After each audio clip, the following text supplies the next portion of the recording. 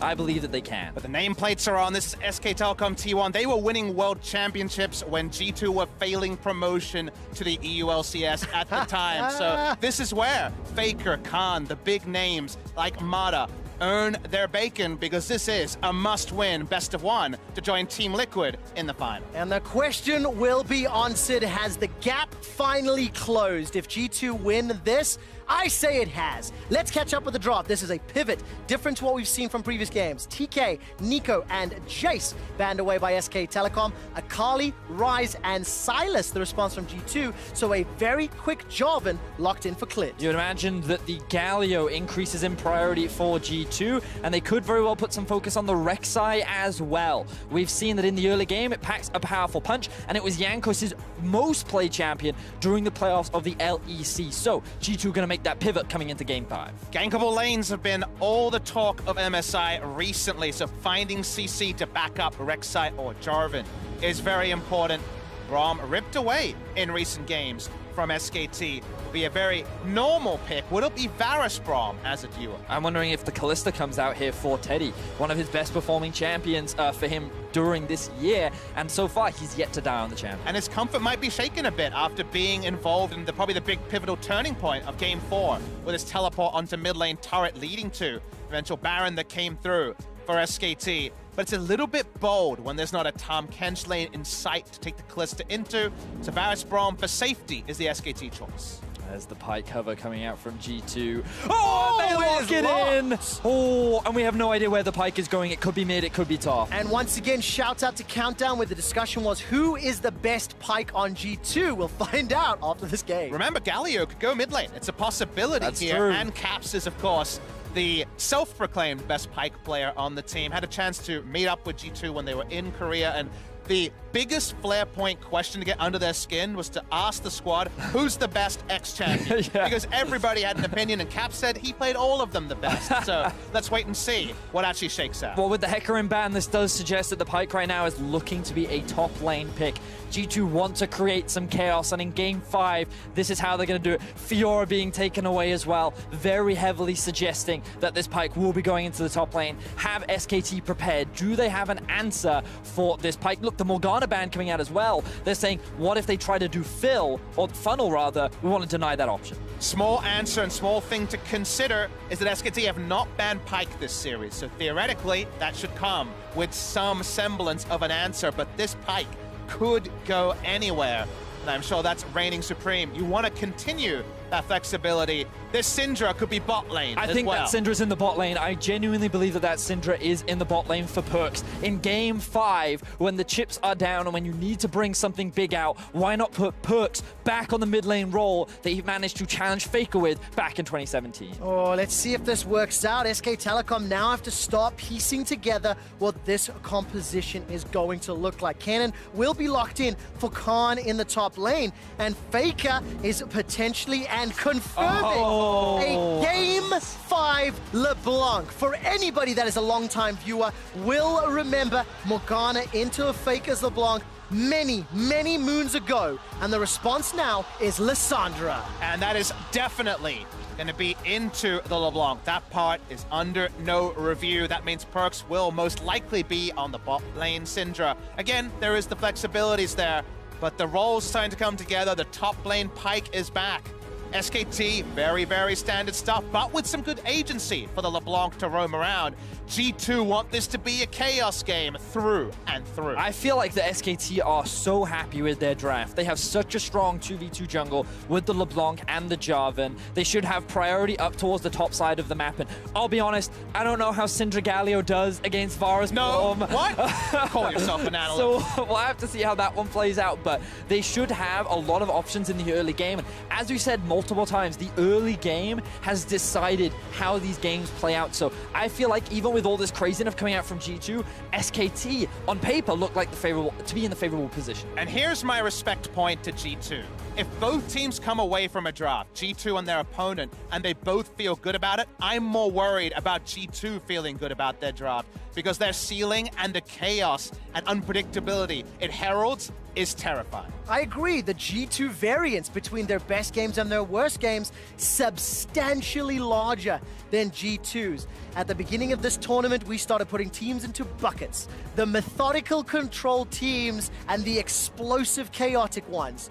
These two drafts are the epitome of a bucket stylization. And we get to see which one reigns supreme and advances to the MSI Finals. Let's bash the buckets, boys, as we jump into Game 5 between SKT and G2. We got a Pyke in the top lane. We have Faker's LeBlanc. What better way to round out this series? And of course, we know how Kobe feels about buckets, so he's rolling over on the analyst desk in disgust. Let's take a look at the early game decision-making. Remember when Wonder played Pyke last time, he lost early, and it was skirmishes mid that allowed G2 to come back and defeat SK Telecom. And the Jarvan could definitely do an impersonation of the Elise that was played on that point to keep the Pyke on a short leash. I want to zoom in on one decision, and that's Faker playing LeBlanc in Game 5 of an MSI tournament. Remember, all the way back to the first MSI, it was the strategy to take down Faker's LeBlanc with Pawns Morgana that led to SKT losing that final. He wants to have a happy memory of a Game 5 LeBlanc because if this game goes the way of G2, that's definitely going to haunt him for a long time.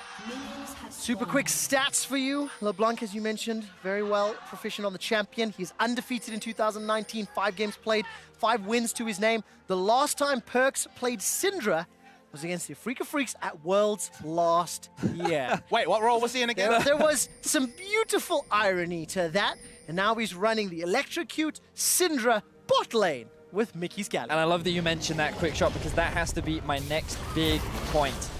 Perkz and Caps were considered 2 of the best mid laners in Europe last year. Now, in this final game, both are playing mid lane champions against SKT. Is 2 mid laners enough to take down Faker? Small point about the level 1 fake leash by Mickey and Perkz onto their blue. Have not spotted out anything though. Clid has not been spotted by the River War. All right, Flag and Drag's available. Double flashes as well. Only level 1 for both Perkz and for Mickey. Here comes Clid. That's a very good flash advantage, SK Telecom. Job done. That's exactly what he wants to do. Doesn't want Syndra to have the lane presence that she does in mid or bot lane. Same choice in the duo lane. Remember the all-in from Galio and Syndra's a lot of CC from level 2, 3 onwards. Lane control to Varus Braum, scary thought. Yeah, I think Clid, as you rightly said, Papa Smithy, is more than happy with how that trade played out. He can now walk away feeling satisfied that his bot lane has priority, and notice how they've split the map up right now. It is SKT that control the bottom half of the map, and there is the risk of a potential dive towards this bot side with no flash on a Syndra and only running the teleport. It becomes a very easy opportunity for SKT to play around.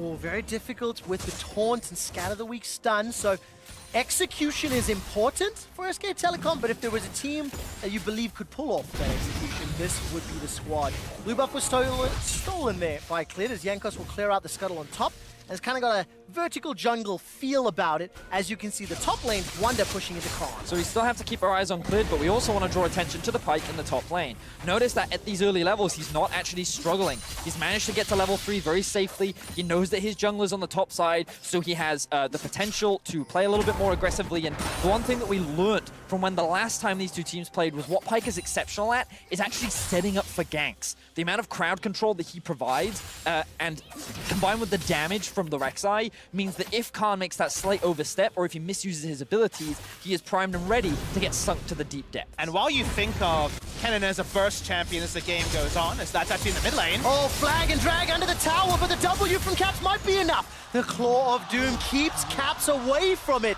but that was so insanely close. Lid's flash is down, so some side lanes can relieve pressure. Coming back to the Kennen though, it's an auto-attack champion in lane similar to the Jay, so the moment you get under turret, yes, Kennen will be threatening Klepto procs and turret plates, but backing away, getting back your health from that passive and coming back in should allow the Pyke to weather the storm early. Now, if you're a G2 fan, you're quite excited by the fact that Clid has attempted 2 ganks and not converted it into any kills yet. But those big summoner spells are down, so you have to keep your eyes on where this jungler is and where he looks to play. Because remember, I'll keep saying it, this guy is, in my opinion, the best Jarvan in the world, and when he has an ability to look for a play say he will not hesitate. And if you are just joining the broadcast, Clid has obliterated G2 Esports multiple times this series. His early game impact has been game-changing. Also, the team that has been on the blue side has generated several thousand gold lead by 15 minutes and gone on to win the game. So it's going to be up to G2 to break that trend if they want to win the series. And technically, odds are stacked in SKT's favor. Much like this top wave stacked towards Wonder, he's just going to farm it out as Khan recalls. That is an electrocute, Jarvan. He goes Warrior every time we've seen him in recent memory. Consider that if Pyke hits level 11, level 16, it should be a very squishy lineup. So the sort of mid-game team fights like we saw last time we saw Pyke in this matchup could potentially be very effective. Even game so far. CS is equal. Teleport's pretty much being traded equally despite a very different look of team composition. Neither team's got that advantage yet. Now, notice that Wonder has not gone back to base yet, which means that Khan wasn't forced to teleport. He wants to try and grab that Tiamat on his first base so that he has the additional wave clear. And the reason why the wave clear is so important is because Pyke as a champion loves to get mobility boots. And the moment he's got them, if he can go into lane, push the wave, and then disappear, everyone on the side of SKT has to be like, okay, there's a guy with a spear running around looking to execute as many people as possible. And I do have a fear from that statement because SKT are a team that learn. When you show them something new, is your best chance at beating them with it. Once they've had a chance to digest it, much like the Borg, they assimilate the information, bring it into their own understanding, and get better. So they've lost to this Pyke before. I want to see how their warding and their decision-making changes this time around. The recent example will be the Clear Pantheon that Griffin tried twice in the LCK final. First time, it almost got over the line. The second time, it looked laughable. So SKT's adaptations here will be clear for everyone to see. Now, Clid is one of the players that we've been tracking in this early game a lot. Currently level 4, has looked for a lot of ganks both around bot and in mid.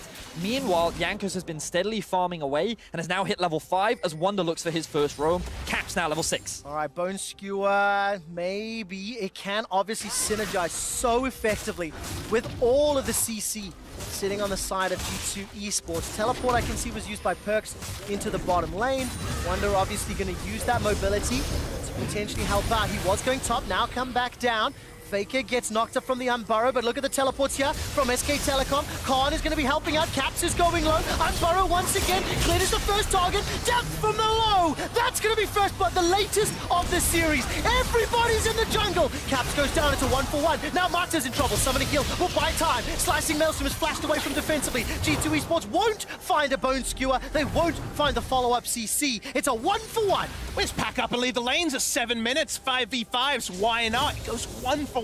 No reset on Wonder's ultimate. Did not actually get the execution. Didn't share the gold. Potential for it, but I don't believe it did. Best international meta as a viewer ever.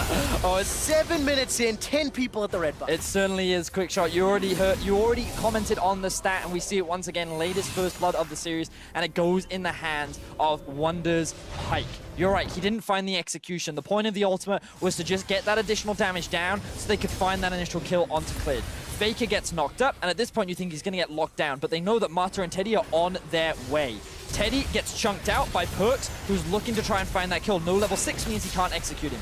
Meanwhile, the 3v2 is going up towards the river, but this is when Khan joins the fray. Khan was so frustrated. Deep teleport for where he thought the fight would be fought. Instead, because so many people were caught in transition, no value out of slicing Maelstrom, even though it was a true handshaken 5v5. I also missed the scat of the week from Perks. None of those orbs managing to find a target, so that means nobody else dies. Even gold game. Pretty much even CS. It's plus 10 in favor of Faker over Caps. And crucially, Perks has got access to that unleashed power. Jankos senses it as well. The stun comes out. Here's Clid. 3v3 in the bottom lane. Vision is denied on both sides. Mickey goes forward. Chain of Corruption starts to spread. Jankos is inside, but Mickey's the first one that's in trouble. Now Clid is being turned around. Caps is coming in. Frozen Tombs available in a few seconds. Unleashed power plus Void Rush. That gives one to the LEC representative. Mata gets caught in the winds of war, and Europe get 2. G2 Esports find successful kills towards the bot side of the map. Both junglers showed up. Both junglers were looking for an opportunity as all of the summoner spells were down. But it is G2 that end up coming out on top. Now, Faker is looking for an answer towards the top side. He's going hunting. Wonder's got a flash available to him out of vision, so the regen is so powerful on that champion. Faker's just gonna wait in the wings. You can sense, you can feel that Wonder knows it's happening. G2 with the first advantage. But you can feel also that G2 are more adept in this playstyle. This is never seen in the LCK. This level of aggression, 5v5 fights over no discernible objective at 7 minutes. But SKT are playing G2's game. Play it at your own peril. Wonder on this Pyke is also exceptionally difficult to gank. He has the boots of mobility now. That roaming potential is very prevalent on this champion, and because of the amount of camouflage and mobility tools that he has, it's going to be difficult for Faker to lock him down. So he now returns to mid, captures the target. All right, Caps manages to escape. Very good use of that glacial path. Double W from Faker. The chains are about to pop. Caps, very, very controlled, did not either self-cast or target SK Telecom, but big trade in favor of Faker. And you're seeing the potential that Faker has on this champion. Even though G2 sit at a 1,000 gold lead, you're just looking at this mid lane, you're just looking at this veteran of a talent and his ability to play this champion. That double distortion had a bit of venom behind it, didn't it? Yeah. He was definitely leaving him with something to pick up, able to go back, teleport back in, so no harm, no foul, but it is another tool for playmaking down. Klid, the playmaker for SK Telecom, 0-2-1. The inverse, Yankos, 1-0-2. Warrior enchant already completed, and he's stealing away the Raptor camp. This is a very positive sign for G2 Esports. The only death they've conceded was on Caps in that brawl inside the jungle. And with the priority mid and bottom, G2 are going to unlock this Cloud Drain. And SKT will be forced to answer a question that was posed by a lot of analysts. Analysts asking, in fact, of can SKT win if it's not about Klid in the early game? Because right now, Klid is pretty significantly behind, going a Warrior enchant build, so he'll be squishy. He'll be taken down by a lot of the burst damage. Lot to like about G2's position, and they take the first Drake of the game. Oh, here's Wonder. Faker's got flash available. He's rooted in place, caught by Lissandra. Ultimate, and he's killed from below. Pushing the wave as well. The roaming pirate picks up the kill onto Faker. Mata does get caught by the stun, but no further follow. And this is something we're going to be seeing a lot from Wonder. He doesn't care about the 1v1 matchup. He only cares about the roams. He wants to create chaos. And while Faker came hunting for him, Wonder wanted to return the favor. X marks the spot. They find the kill. G2 now sit with a 2,000 gold lead. And I think the jungle matchup going like this, where Klid is second to a lot of his engagements, means that mid-prio, that's been that kind of the whole best of 5 for SKT is gone. And that means that plays like this can happen. They can come from both directions, and there's no Jarvan to bail Faker out. There's too much crowd control. Faker not running the cleanse against Lissandra means that the gank setup is so prevalent. And Wonder, he utilized his W to get through the Scuttle Crab, so there was no vision on him as he made his way down towards the mid lane. Good setup from the side of G2. Now they're looking for more skirmishes. All right, waiting for the channel on that Bone Skewer. Cannot thread the needle through the minion line. Yankos will clear out the vision as Wonder continues to apply pressure in this top lane. And this is a fantastic start for G2 Esports, but do not forget how crazy that previous game was. SK Telecom, and specifically Faker, found multiple ways to get back into the game through some crazy outplays. I think it first set up around the Rift Herald, but it was spotted earlier than expected by G2. Let's see what their response is, as it's down to about 6,500 health. Not enough members yet. Perks is going to be content pushing those turret plates in the bottom lane.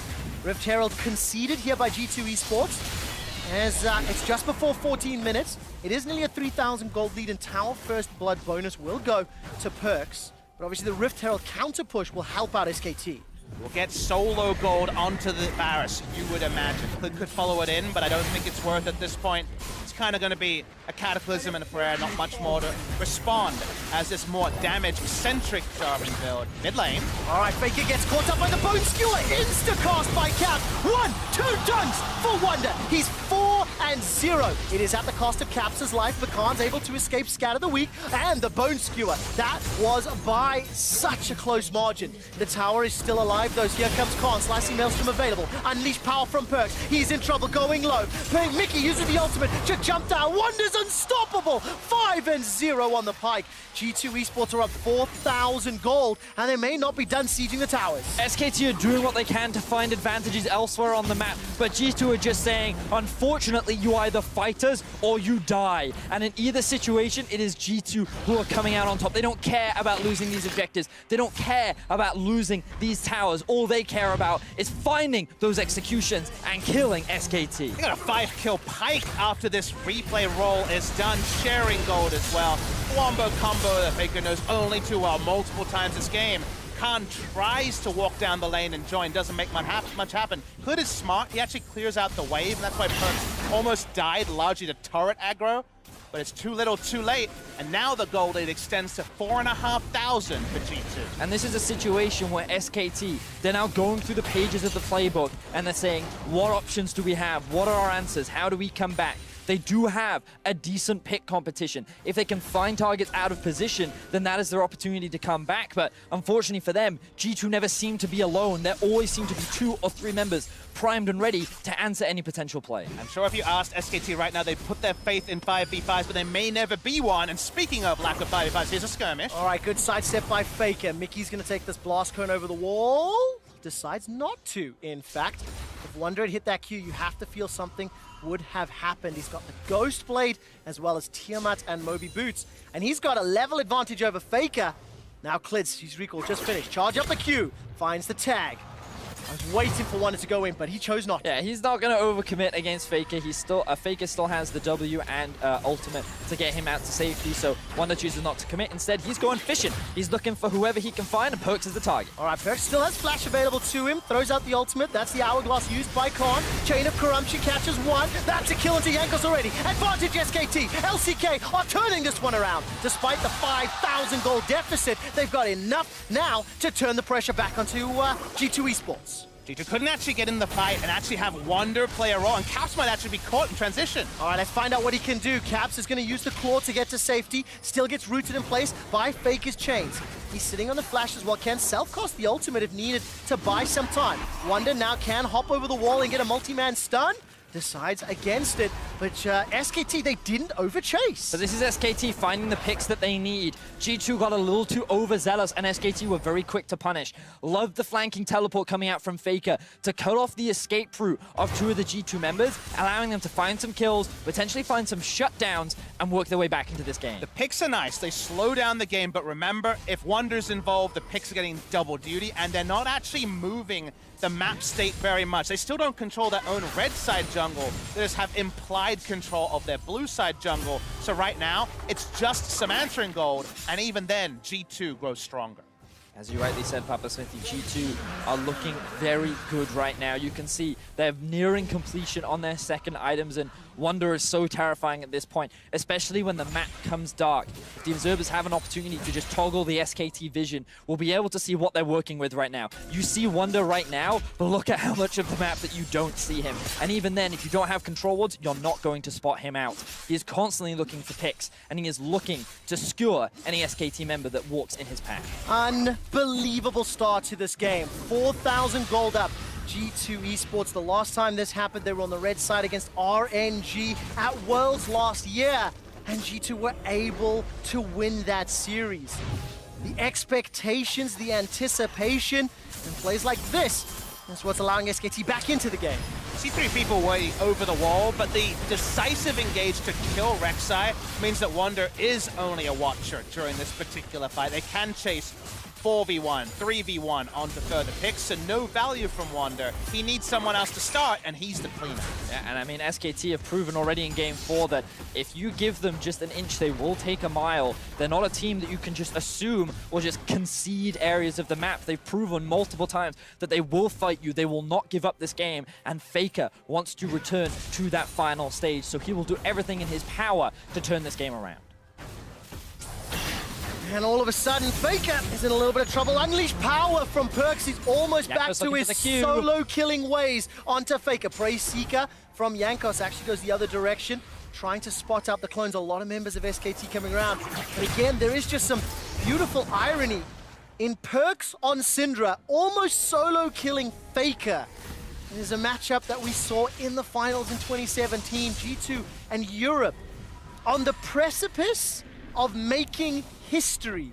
Not only eliminating SKT, but making an NA versus EU MSI final. The weight of that still hasn't quite sunk in. But we've also already talked about it, Quickshot, where SKT has been one of the main blockers for Europe internationally for many years. Fnatic, Misfits, G2 in the past. For them to finally overcome one of their long-standing blockers would be a huge achievement for not only G2, but for Europe as a region. All right, let's take a look at this. Bone Skewer comes out, Cap steps forward. Hourglass is already used, but it feels like this should just be it. Not yet. Good flash from Khan, that keeps him alive. Buys enough time for Cleared and Marta to arrive in support. And Wonder's just dancing on the edge of safety. Look at the vision littered in the jungle.